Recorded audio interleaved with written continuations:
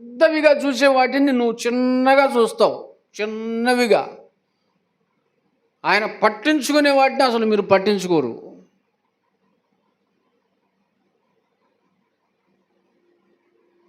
కానీ ఆ చిన్నవే మిమ్మల్ని పెద్ద శిక్షలోనికి తీసుకుని వెళ్ళిపోతాయి.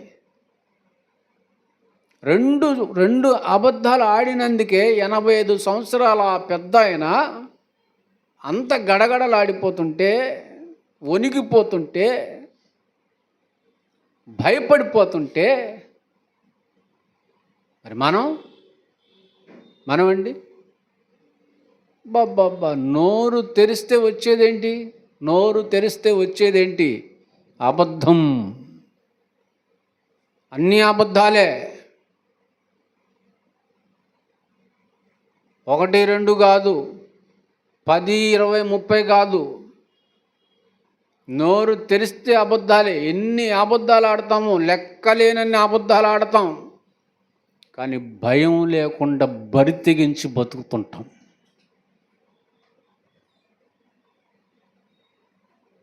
అట్టివారు అదిగో ఆ 85 ఏళ్ల పెద్దయిన కాలి గోటికి సరిపోదు. వీళ్ళకి ధీమా, ఆరోగ్యంగా ఉన్నాము కదా, ఆనందంగా ఉన్నాం కదా, బలంగా ఉన్నాం కదా, వయసులో ఉన్నాం కదా.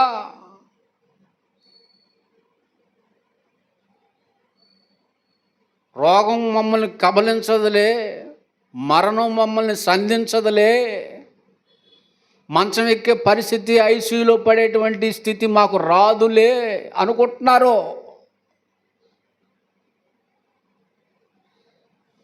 ఒక్కటి గుర్తుపెట్టుకో, ఈరోజు రాకపోవచ్చు, ఏదో ఒక రోజు ఖచ్చితంగా వస్తుంది. ఆ సమయం ఖచ్చితంగా వస్తుంది.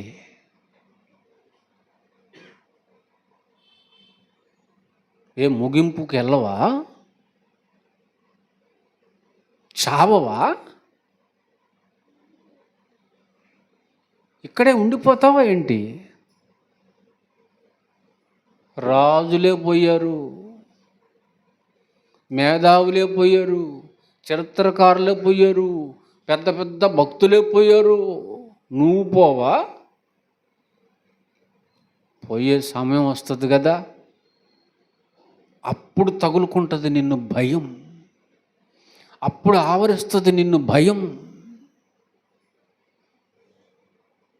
అప్పుడు ఆలోచిస్తావు, అమ్మో ఎన్ని పాపాలు చేశాను నేను, ఎన్ని కొంపలు ముంచాను, ఎన్ని అబద్ధాలు ఆడాను, ఎన్ని మోసాలు చేశాను,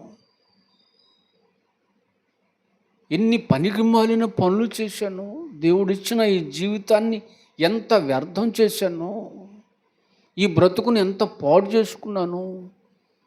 దేవుడు నాకు ఇచ్చిన ఈ ఆలయమైన ఈ శరీరాన్ని, ఈ శరీరంలో ఉన్న విలువైన అవయవాలను పనికి మాలిన దురలవాట్ల చేత ఎంత నాశనం చేసుకున్నాను.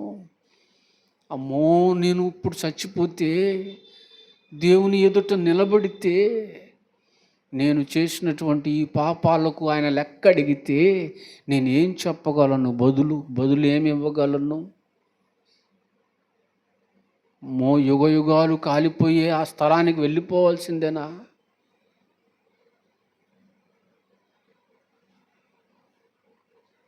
క్షమాపణ దొరక్కపోతే ఏంటి నా స్థితి, ఏంటి నా పరిస్థితి అన్నటువంటి అలజడిలోనికి, ఆందోళనలోనికి వెళ్ళిపోయే రోజు ఒకటి ఉంటుంది, సమయం ఒకటి ఉంటుంది. నవ్వుతూ నువ్వు చేసిన పాపాలన్నీ కుమిలిపోతూ అనుభవించాల్సి వచ్చింది. ఏందండి, ఈ పాపాలకు క్షమాపణ కలగకపోతే అది ఇవ్వటానికి వచ్చాడండి యేసు.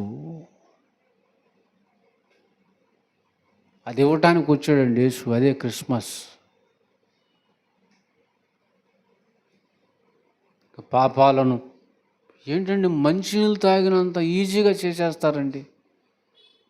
నీళ్లు తాగినంత సులువైపోయింది పాపాలు చేయటం, అబద్ధాలు ఆడటం, మోసాలు చేయటం, పనికి మాలిన పనులు చేయటం. ఆదివారం ఎగ్గొడతారు. ఏంటి ఆదివారం రాలేదంటే, పని పడిందన్న. ఏ పని పాట ఉండదు, ఏ పని పాట ఉండదు. తింటాడు, తాగుతాడు, పండుకుంటాడు, లేకపోతే ఊరి మీద గంగిరెద్దులో తిరుగుతుంటాడు. ఆడవాళ్ళేనంతే, మగవాళ్ళేనంతే. ఏవేవో సాకులు చెప్తారు. అవన్నీ అబద్ధాలే, అన్నీ అబద్ధాలే. ఒకడికి ఫోన్ చేశా, తమ్ముడు ఎక్కడున్నావు అంటే, ఎక్కడన్నా పక్కన 10 నిమిషాల్లో వచ్చేస్తా అన్నాడు.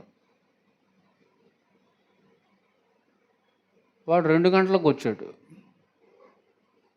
ఏందా పక్కనే ఉన్నానన్నావు, 10 నిమిషాల్లో వచ్చేస్తానన్నావు, ఏంది 2 hours అయింది అంటే, ఏం లేదన్నా చిన్న పని మీద ఆగానులే అన్నాడు. విచారణ చెప్తే వాడు 70 కిలోమీటర్ల దూరంలో ఉన్నాడు నేను ఫోన్ చేసినప్పుడు. కానీ ఎక్కడ ఉన్నానన్నాడు వాడు, పక్కనే ఉన్నాడంట. 10 నిమిషాల్లో వచ్చేంత దూరంలో ఉన్నాడంట. అన్నీ అబద్ధాలే కదండి, అన్నీ మోసాలే కదండి.